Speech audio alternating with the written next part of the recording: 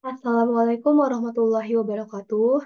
Hai, perkenalkan nama saya Andita Prameswari dengan NPM 224112115 dari kelas Manajemen 22DX. Di sini saya akan mempresentasikan mengenai lingkungan demografis dan perkembangan dalam lingkungan makro pada mata kuliah Manajemen Pemasaran dengan Ibu dosen Ibu Almira Devita Putri, MBA. Lalu, apa yang akan dibahas pada bab ini? Yang pertama adalah apa saja metode kunci untuk mencari dan mengidentifikasi peluang di lingkungan makro. Yang kedua adalah apa saja pengembangan lingkungan makro yang penting. Adapun kekuatan lingkungan dipengaruhi oleh beberapa hal di bawah ini. Yang pertama adalah demografik, yang kedua adalah legal politik, yang ketiga adalah teknologi, yang keempat adalah natural, yang kelima adalah ekonomi, dan yang terakhir adalah kultural sosial atau sosial dari budaya, sosial budaya. Yang pertama adalah lingkungan demografi. Lingkungan demografi dipengaruhi oleh beberapa hal di bawah ini. Yang pertama adalah pertumbuhan populasi dunia, yang kedua bauran usia populasi, yang ketiga adalah pasar etnik, yang keempat adalah kelompok terdidik, selanjutnya adalah pola rumah tangga, dan yang terakhir adalah perubahan geografis dalam populasi.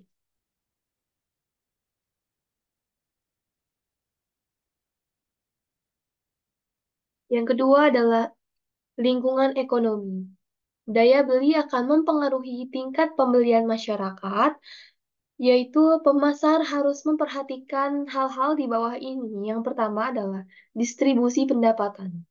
Pendapatan yang sangat rendah, rendah, tinggi, dan sangat tinggi. Contohnya, Levi's merespon perubahan distribusi pendapatan dengan menambahkan segmentasi untuk kelas atas dan kelas bawah. Yang kedua adalah tabungan, utang, dan kredit. Contohnya, jika rasio hutang tinggi, maka pengeluaran juga akan melambat untuk yang harganya tinggi.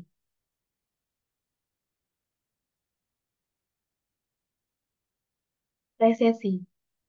Apa sih resesi itu? Resesi adalah perekonomian suatu negara yang mengalami penurunan dalam jangka waktu yang cukup lama. Hal ini disebabkan oleh guncangan ekonomi yang mendadak atau perubahan teknologi, sehingga akan menghasilkan tingkat inflasi yang tinggi dan juga akan pengelolaan utang yang tidak sehat, gelembung aset, dan tingkat deflasi yang signifikan. Itulah yang mempengaruhi resesi dari suatu negara.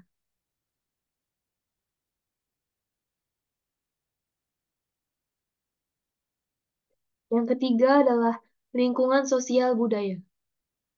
Pandangan orang tentang diri sendiri, pandangan orang tentang orang lain, pandangan tentang organisasi, pandangan tentang masyarakat, pandangan tentang alam, dan pandangan tentang alam semesta.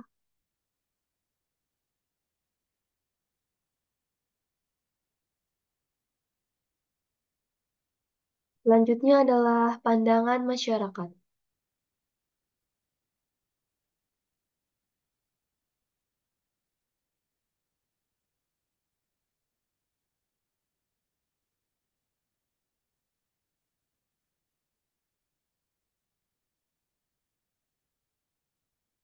Yang keempat adalah lingkungan alam atau natural environment. Dipengaruhi oleh beberapa hal di bawah ini. Yang pertama adalah terbatasnya bahan mentah bumi. Selanjutnya adalah kenaikan harga pada sumber daya. Kemudian ada pengendalian polusi. Dan yang terakhir adalah proteksi pemerintah.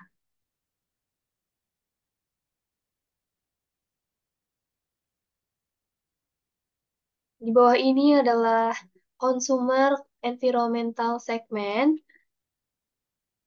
Ada beberapa hal. Yang pertama adalah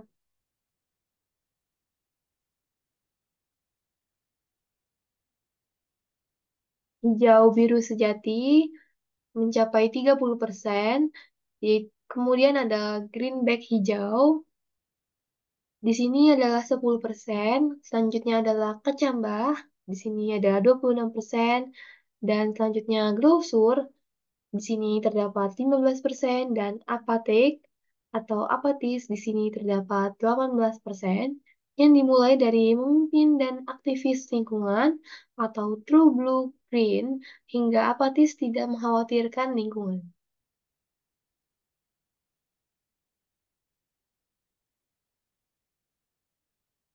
Lingkungan konsumen segmen. True Blue Greens adalah pemimpin dan aktivis lingkungan yang paling mungkin menjalankan Green Talk. Di sini adalah 30%. Selanjutnya adalah hijau punggung hijau. Pencangkup tidak punya waktu untuk benar-benar hijau dan tidak mungkin menyerah dengan kenyamanan dan kemudahan bagi lingkungan, tetapi bersedia untuk membeli produk ramah lingkungan. Di sini terdapat 10%. Kemudian adalah grocer atau kecambah. Kecambah ini adalah pengasuh pagar lingkungan yang membeli hijau, tidak hanya memenuhi kebutuhan mereka. Di sini adalah 26%. Lingkungan teknologi dipengaruhi oleh beberapa hal di bawah ini, yakni kecepatan perubahan yang semakin tinggi, kemudian peluang inovasi yang tak terbatas, selanjutnya adalah anggaran R&D yang bervariasi, kemudian adalah bertambahnya aturan tentang perubahan teknologi. Selanjutnya adalah lingkungan hukum politik. Pemasaran harus bekerja dalam banyak hukum yang mengatur praktik bisnis karena adanya peningkatan peraturan bisnis dan pertumbuhan kelompok kepentingan khusus.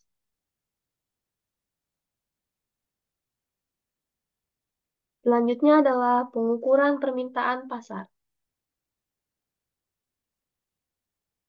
Ada banyak cara produktif untuk mendobrak pasar. Yang pertama adalah pasar potensial adalah kumpulan konsumen dengan tingkat minat yang cukup terhadap suatu produk dan penawaran pasar.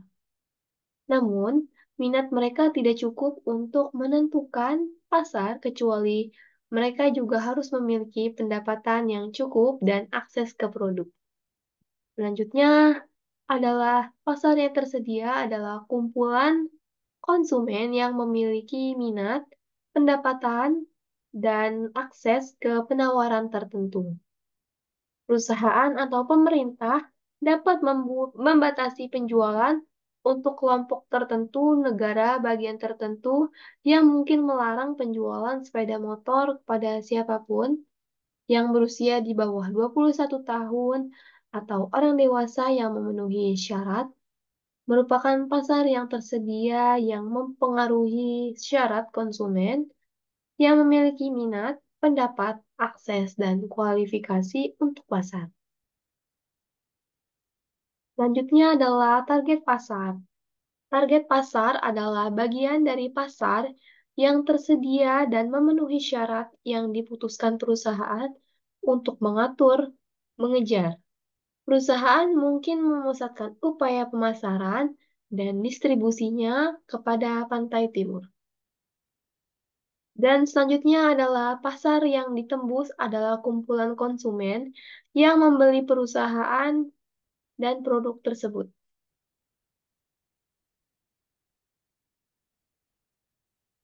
Selanjutnya, kita akan membahas mengenai permintaan perusahaan. Permintaan perusahaan adalah perkiraan pangsa pasar perusahaan, permintaan pada tingkat alternatif upaya pemasaran, dan perusahaan dalam periode waktu tertentu. Selanjutnya adalah tergantung bagaimana produk, layanan, jasa, dan komunikasi perusahaan yang dipersepsikan relatif terhadap pesaing. Selanjutnya adalah hal lain yang sama, pangsa pasar perusahaan tergantung pada skala relatif dan efektivitas pengeluaran pasarnya.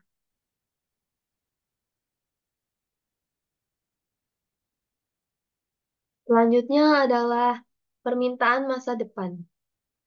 Untuk memperkirakan permintaan di masa depan, perusahaan harus mensurvei pembeli, niat, dan meminta masukan tenaga penjualan mereka terkait pengumpulan pakar pendapat, analisis penjualan sebelumnya, atau terlibat dalam pengujian dari pasar.